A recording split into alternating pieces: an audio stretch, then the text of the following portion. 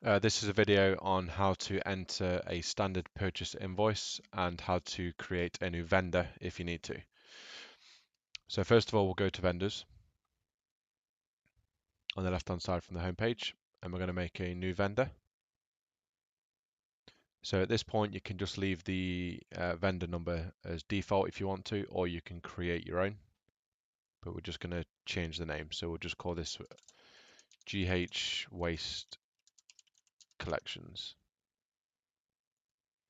Then you can be as descriptive as you want to with the addresses. I just need to fill in this posting setup. On your system, this should be automated. Generally speaking, everything's going to be domestic, but like I said, on your system, it should all be set that way anyway. And really, the only other thing that we need to consider at this point are the payment terms.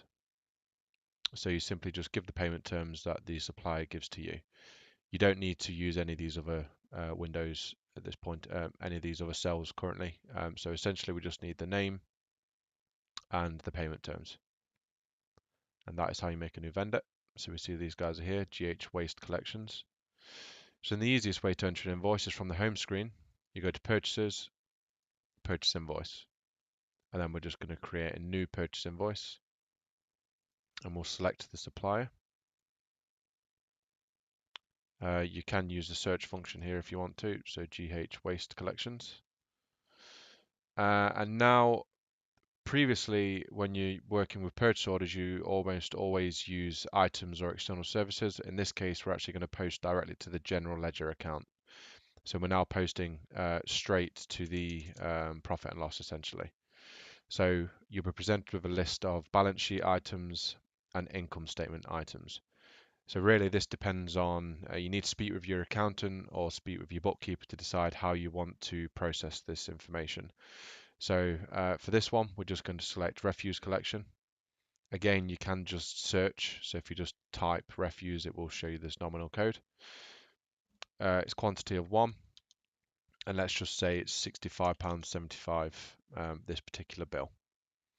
So like purchase orders, you just need to select a posting date. I believe you can select an invoice document date separate if you want to, but we'll just set the posting date to today, which is the same as the document date. You type the invoice number in, so we'll just call it waste 123 for the invoice number. And then we very simply just press post at the top.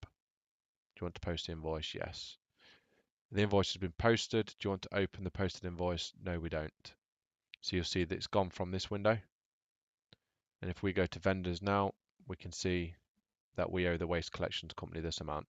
And if we click here, it will take us through to the details of the invoice as well. And at the top, you can review the posted document if you want to. You do that from the ribbon up here. So that's very simply how you post purchase invoices that are, for example, non-operational purchase invoices or purchase invoices that you aren't selling parts with, for example. So things like gas, electric, rent, etc. So make sure you have a vendor, and then you just go purchase invoice, and that's how you process the purchase invoices. If you've got any questions, just please let me know.